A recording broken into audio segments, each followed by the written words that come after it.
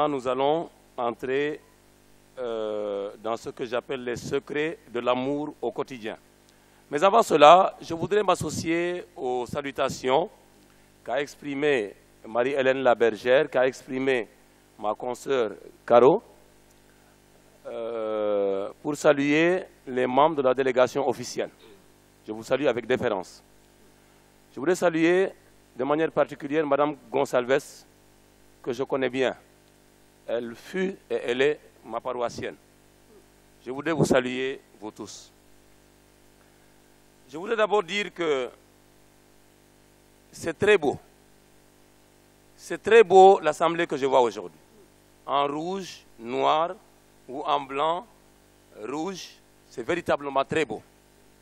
Et cela rejoint la pensée de quelqu'un qui disait il faudrait que nous chrétiens et même nous musulmans, nous puissions prendre davantage soin de ce que nous sommes.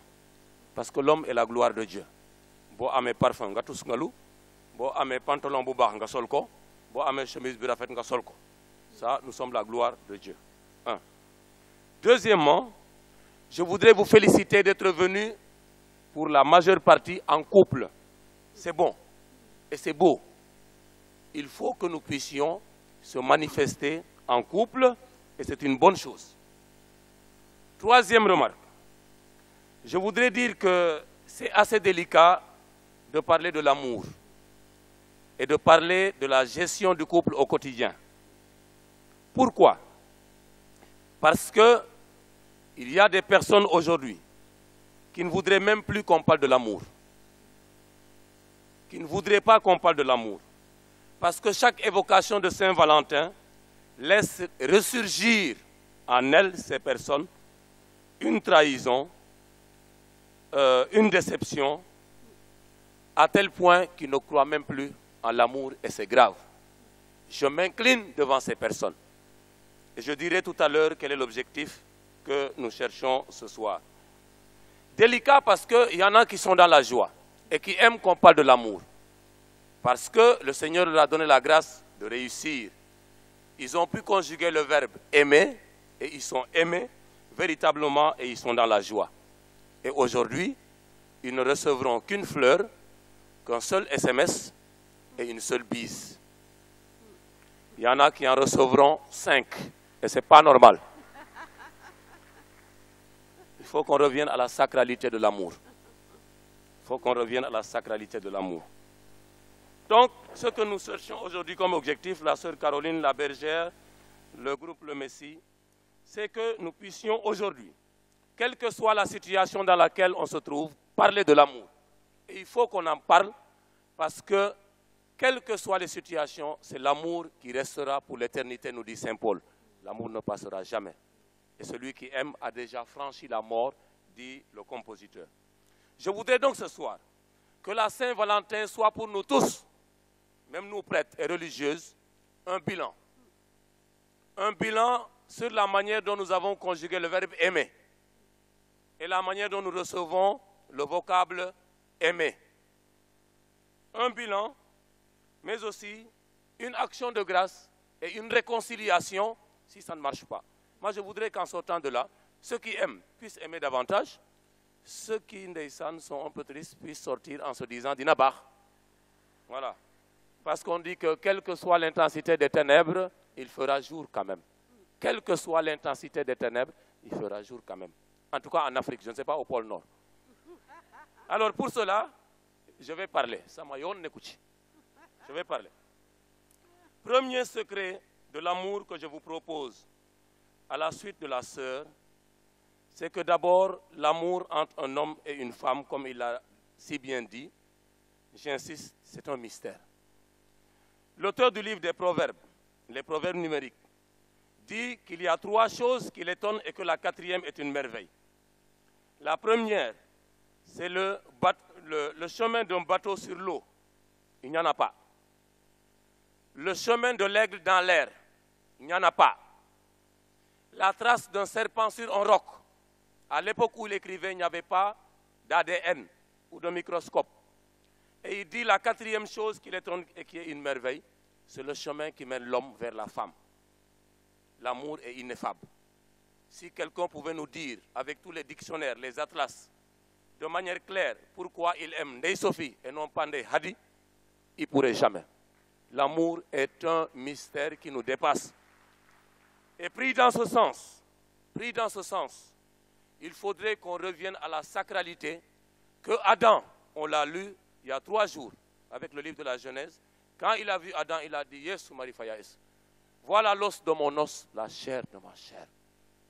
Et c'est cela. Quand aujourd'hui le Seigneur nous donne d'être devant une âme sœur, une femme, on devrait pouvoir dire, soit, Madjel, Badjelouma. Mais quand on prend, cette fois-ci, voilà l'os de mon os, la chair de ma chair. Si ce n'est pas ça, n'anyou pas. Cela dit, donc d'abord le mystère. Deuxième secret d'amour, c'est que ce mystère que Dieu a semé en nous et qui nous fait ressembler à Dieu, eh bien, nous conduit d'abord au bonheur. Et que toute personne qui a une femme entre ses mains, sa seule vocation que le Seigneur lui a donnée, c'est que cette femme soit heureuse et soit épanouie. Personne n'est pour être malheureux. Il faut se ressaisir sur le faux. Il faut que nos femmes soient heureuses. Il faut que les maris soient heureux. Non seulement le bonheur,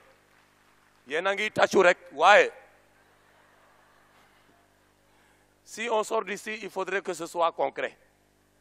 Oui, c'est ce que le Seigneur Jésus nous demande. La foi en acte et en vérité. Donc, le bonheur de la personne, mais au-delà du bonheur, la sainteté. On peut, à travers une vie de couple, remettre en cause la sainteté de la personne, et c'est grave. Quand le Seigneur te confie une femme, il veut que la femme rencontre Dieu, aille au paradis. Quand le Seigneur te confie un mari, il voudrait que le mari aussi aille au paradis. Nous tous, nous cheminons vers l'infini, vers l'éternité, vers la vie dans l'au-delà. Ça, c'est un autre secret de l'amour. Un autre secret de l'amour, c'est ce que j'appelle la fidélité. Je vais enseigner de manière concrète dans la vie du couple tous les jours. La fidélité, fruit de l'unicité. Nous savons tous que le mariage chrétien a 2 composantes, l'unicité et l'indissolubilité. C'est des mots compliqués mais qui sont très simples. L'unicité, ça veut dire quoi? Un homme et une femme. On n'a pas dit un homme et un homme, ou une femme et une femme. Un homme et une femme. N'en déplaise ceux qui voudraient autre chose. Donc, un homme et une femme. L'indissolubilité pour toute la vie. Toute la vie. Pas pour 5 jours, pas pour à laisser, pas pour un mariage sous contrat, pas pour nous continuer, c'est pour l'éternité. Quand le Seigneur donne sa parole, il ne la reprend pas. Et quand le Seigneur Jésus dit, ce que Dieu a uni, que l'homme ne le sépare pas, il n'a pas dit ce que l'abbé Alfred a uni, ou ce que la sœur Caroline a uni, ou ce que monsieur le maire a uni. C'est que lui-même, Dieu, a uni, que l'homme ne le sépare pas. C'est lui qui unit dans le mariage. Donc, la fidélité est une valeur sûre, respectée de toutes les traditions. Quelle que soit la tradition, le mariage chez le Serer, le Manjak, le Wolof, le Halpular, tout ce que vous voulez, la fidélité dans le mariage est une valeur sûre et protégée.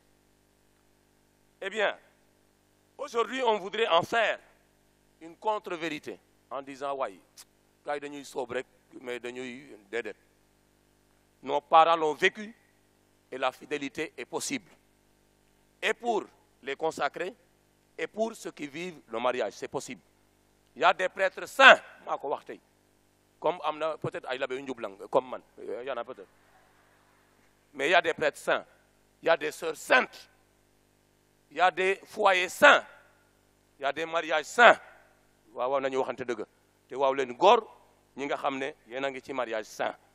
Vous êtes pas loin du royaume des cieux, comme dit l'autre. Donc, il y en a, et il faudrait qu'on revienne à cela. Mais la fidélité sera toujours un combat à 2. Le mari aidant sa femme à être fidèle, la femme aidant son mari à être fidèle. Ça veut dire quoi? Ça veut dire qu'il faut avoir le temps pour sa femme. C'est le secret de l'amour. Avoir le temps pour sa femme. Topato sa jabar. Avoir aussi le temps pour son mari. Prendre le temps de faire la joie de son mari. Parce que, par les temps qui courent, avec les soucis professionnels et même d'autres soucis, on passe et on consacre du temps à autre chose qu'à la vocation que le Seigneur nous a donnée. Dans le mariage, la première vocation, c'est de faire le bonheur de sa femme et de ses enfants. C'est en tout cas ce qu'on nous dit. Donc, ça veut dire que, quelle que soit la spiritualité et le goût du travail, on ne peut pas passer la nuit à déchiffrer des dossiers du bureau et à laisser le dossier que constitue sa femme. On ne peut pas aussi passer la nuit à allumer des cierges, à invoquer la Vierge Marie. Ouais, on ne peut pas aussi, mais ne soyons pas plus royalistes que le roi. Dieu t'a donné un mari caï. Mais sanctifie-toi à travers ton mari. Oui. Alors, je ne dis pas qu'il ne faille pas prier. Si vous avez des insomnies, priez. Voilà. Mais vous savez bien ce que je veux dire. Il faut avoir quand même le temps de s'occuper de son mari et d'être à côté de son mari. On peut même réciter le chapelet en veillant sur lui pendant qu'il dort. Voilà. Donc, la fidélité, c'est quelque chose à ne pas négliger et c'est un combat à deux. Et c'est à nous aujourd'hui d'y veiller. Vous savez aujourd'hui, la sacralité, on la néglige de plus en plus. Et il y a des prédateurs de couple. Il y en a que Satan envoie pour distraire les couples. Pour Nangou Djabarou Djambou, il faut dire la vérité. Qui arrache les maris des gens. Eh bien, n'acceptez pas qu'on les arrache. N'acceptez pas. Gardez les maris à la maison. Toujours dans la fidélité, un autre secret de l'amour, c'est de ne pas vieillir le couple. C'est comme ça que je l'appelle. Ne pas vieillir le couple. Ça veut dire quoi? Le mariage nous fait entrer dans la cour des grands. On devient sérieux. On devient Boromker. On devient Madame Diou. C'est juste. Et quand on est marié, il faut changer carrément de statut. Et il y en a qui n'osent pas changer de statut. Tu veux être marié et tu veux aller dans tous les hawaris du monde entier. Non. Il faut changer de statut. Mais, quel que soit le changement de statut, il faut toujours se dire aussi qu'un mariage ne se vieillit pas. Même une vie religieuse ne se vieillit pas. Il faut aller avec le temps que le Seigneur te donne pour ta sanctification. Si aujourd'hui, tu as fait les vœux perpétuels, et tu veux vivre en ermite, attention. Prends le temps d'arriver à l'âge de l'ermitage et tu vivras en ermite. Yakamte, Yakoule. Donc, ne pas vieillir le mariage, ça veut dire quoi? Prendre le temps d'évoluer avec son mari jusqu'à ce qu'on puisse vieillir ensemble. Mais quand tu gambades et tu vieillis avant ton mari, alors que son esprit est jeune, attention, il y a dysfonctionnement. Hein? Ah oui? Toi, tu n'aimes plus la salsa, lui, il aime la salsa. Et si tu ne pars pas, il part. C'est le secret aussi de l'amour, être ensemble. On avance. Deuxième secret de l'amour, après cette fidélité et ses composantes, c'est ce que j'appelle la gestion des ressources humaines. La sœur a parlé tout à l'heure des ressources, mais il y a ce que j'appelle les ressources humaines dans le mariage. Et les ressources humaines, véritablement, ont trois composantes. Il s'agit des parents, papa, maman, ou des beaux-parents. Il s'agit des amis, les amis que nous avons tous les jours. Et il s'agit aussi des collègues. Ça veut dire quoi?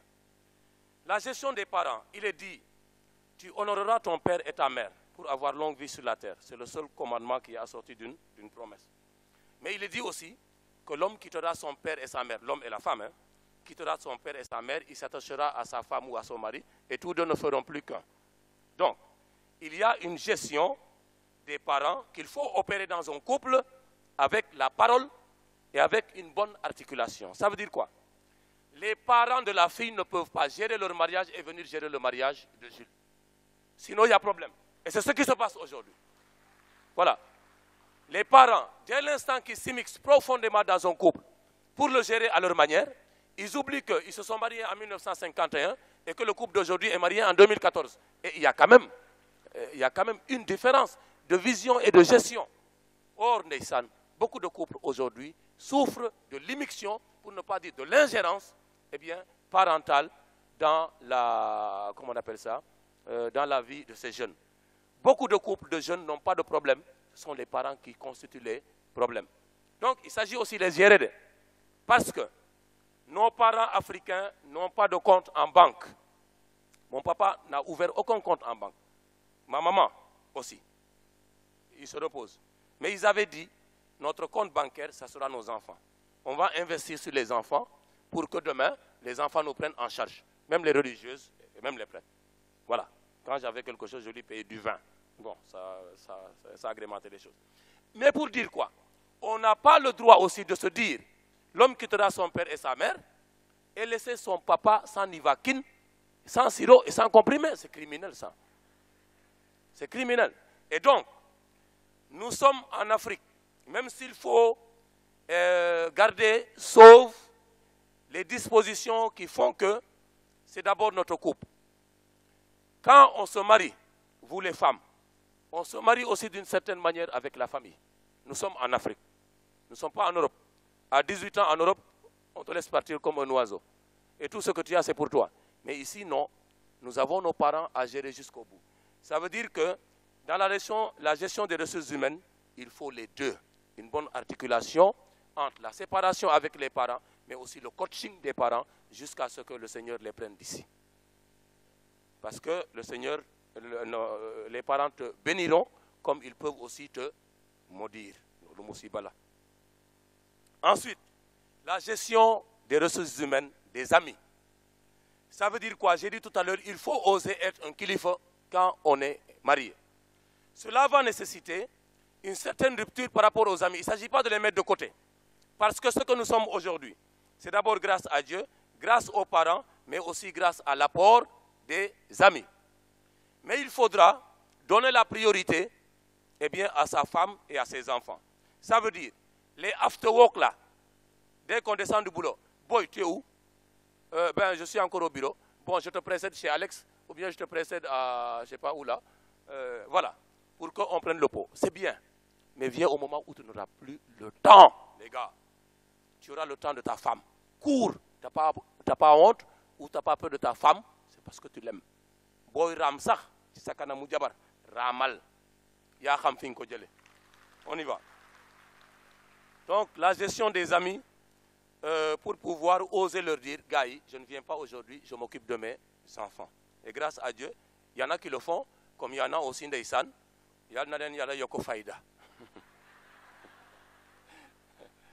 Alors, les belles-mères, ça aussi c'est des secrets de l'amour. Et je crois qu'on dit dans la tradition que quand tu veux garder ton mari, il faut aimer sa maman. C'est un secret de... Bon, je ne sais pas si c'est vrai, moi je n'ai pas de femme, mais bon, je crois que c'est bien aussi. En tout cas, ceux qui aimaient ma maman, je les aimais beaucoup. Voilà. Donc, les belles-mères aussi, ce n'est pas évident.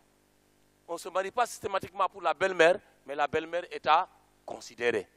Le beau-parent est à considérer. Parce qu'il est difficile de m'aimer et de haïr ma maman. Ou bien de m'aimer et de haïr mes frères et sœurs. Donc, voilà un peu un secret de l'amour que je vous donne. Si vous êtes d'accord, ça va. Si vous n'êtes pas d'accord, vous le mettez de l'autre côté. Ensuite, un autre secret d'amour que je voudrais vous donner, il y en a qui ne seront pas d'accord, c'est la confiance. Ah oui, on ne peut pas aller à l'église. Toutes les questions qu'on te pose, tu dis oui, sciemment, volontairement et en toute vérité. Hein. Mais tu ne dors pas tant que le mari n'a pas mis pied dans la maison.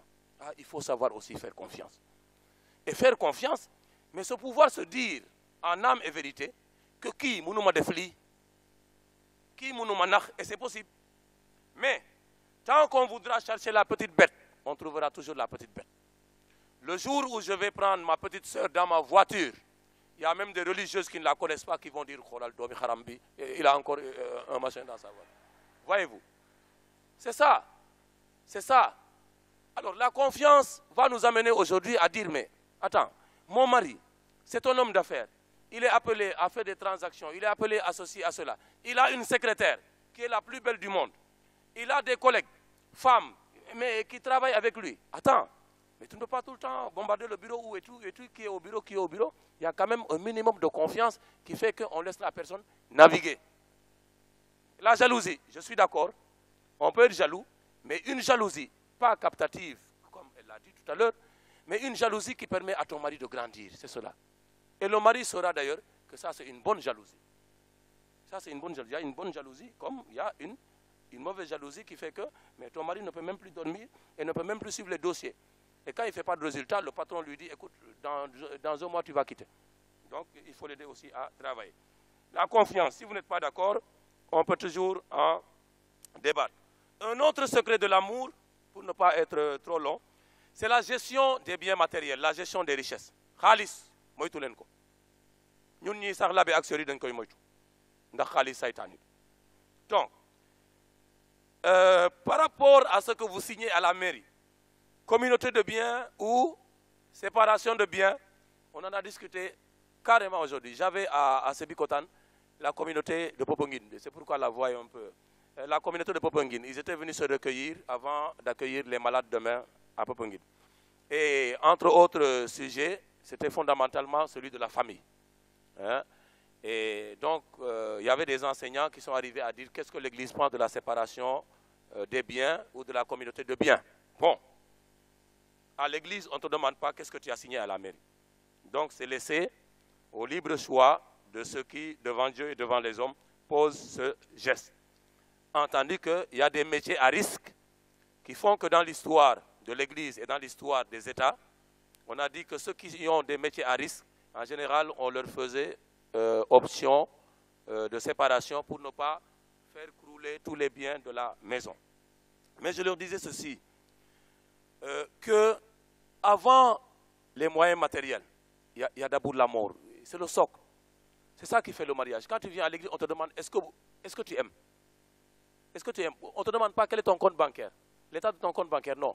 Est-ce que tu aimes? Tu dis oui. Est-ce que tu es libre? Tu dis oui. Est-ce que tu acceptes les engagements d'être un père et une mère? Oui. Acha. Et on y va.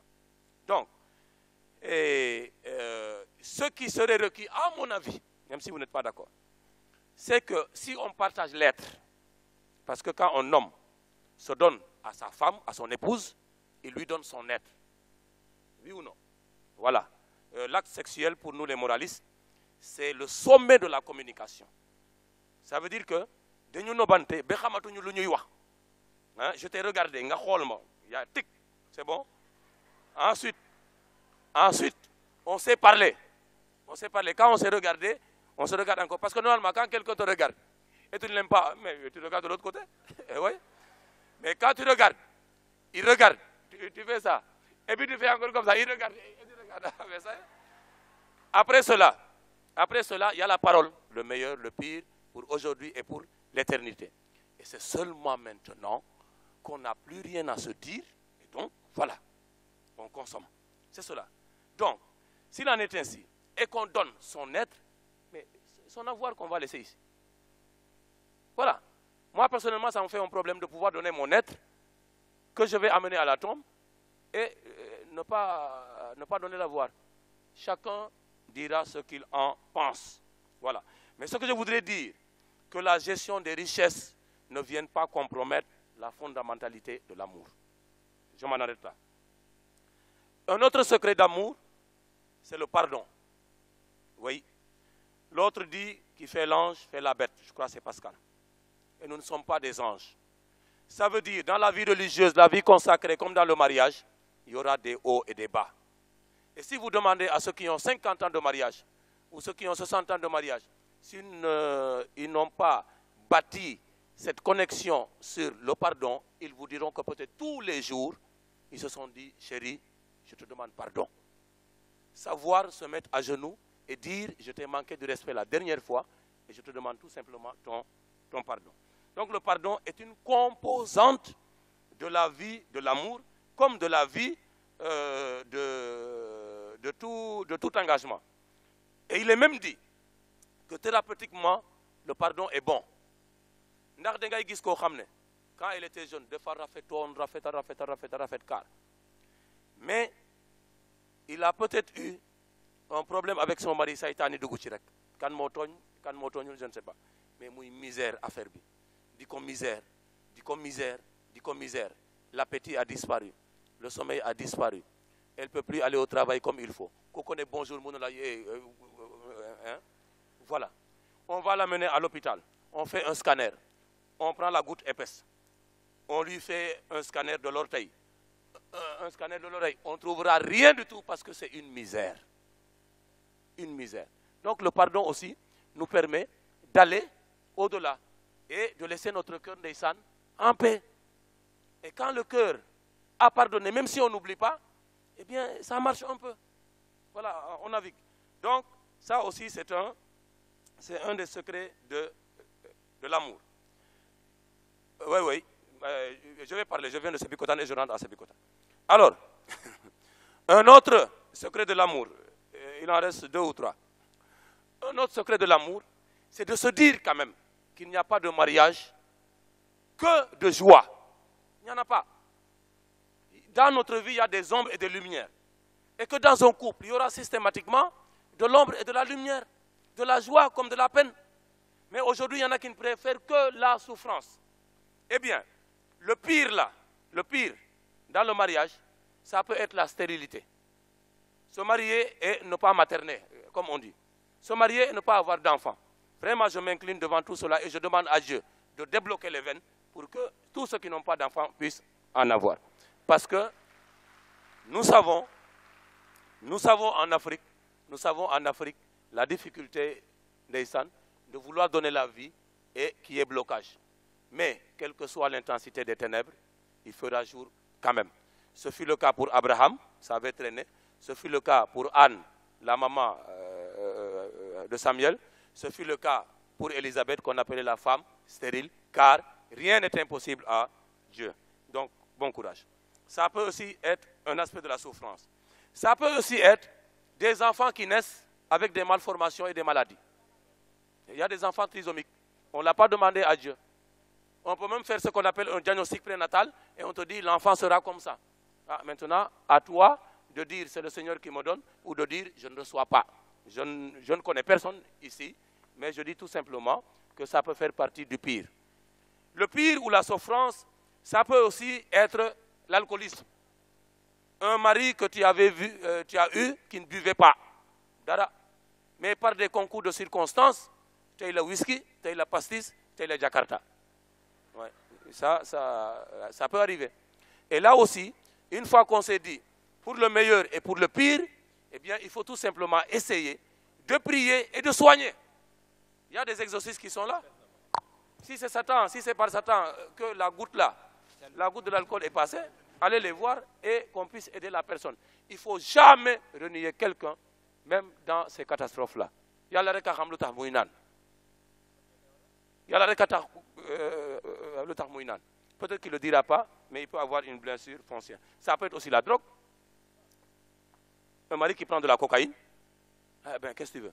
Et que la cocaïne rend violent. Ça aussi, ça peut être la souffrance. Comme ça peut être aussi la perte du boulot. Tu avais 1 milliard et tu te retrouves avec 10 francs Tchikali Sénégal dans ton compte bancaire. Non, je crois que c'est 50 000 qu'on garde dans son compte bancaire. Voilà. Donc, en tout cas, de 1 milliard, tu reviens à 50. Mais vie, voilà, Dieu ne t'a pas créé avec 1 milliard. Voilà, il t'a créé ex nihilo. Là encore, il faudrait que tu puisses, voilà. Donc, retenez un peu, comme il m'a dit de faire vite, que le secret de l'amour, c'est de se dire aussi que dans la vie, le Seigneur Jésus l'a dit. Dans la vie, vous connaîtrez l'épreuve, mais courage, j'ai vaincu le monde. Et il est avec nous tous les jours jusqu'à la fin des temps. Un autre secret, et je vais finir par le dernier, c'est la communication. Ouah, il faut parler. Il faut parler.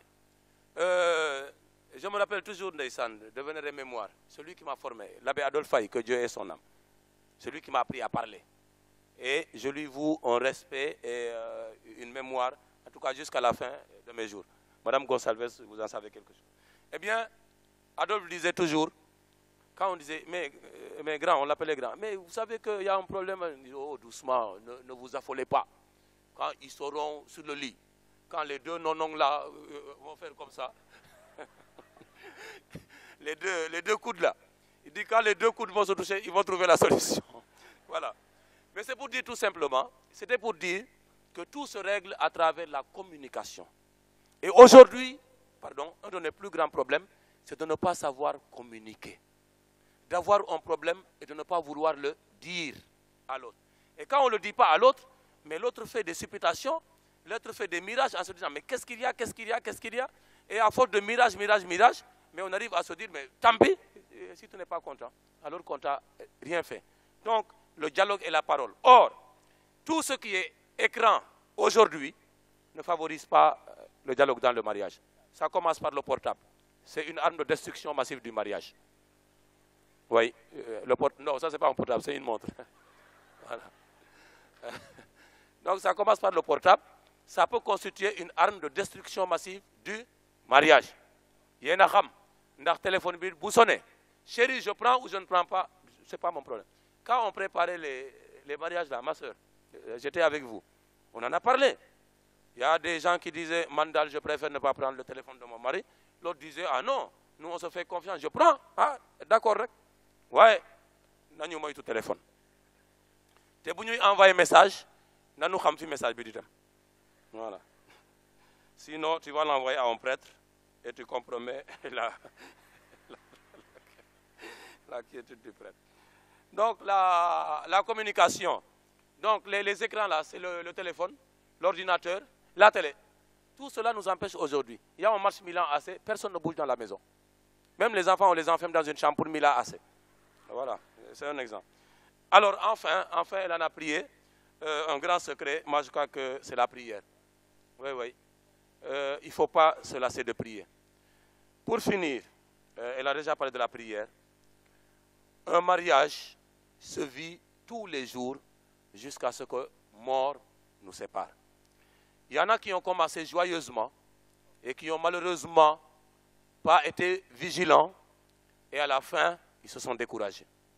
Il y en a qui ont commencé lamentablement, qui se sont ressaisis et qui sont allés à la fin. Mon souhait, c'est qu'à partir de ce secret que je viens de vous donner, ceux qui sont dans la joie, persévérer dans la joie et dans l'espérance.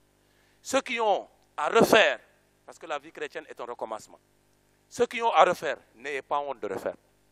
Seul celui qui a honte est celui qui n'a jamais essayé. Donc, si vous avez essayé et qu'il y ait quelques troubles, le Seigneur est là, invoquons son secours et il viendra à notre secours. Que le Saint-Esprit vous donne et nous donne la claire vision de ce que nous avons à faire et la force de l'accomplir maintenant et pour les siècles des siècles. Amen.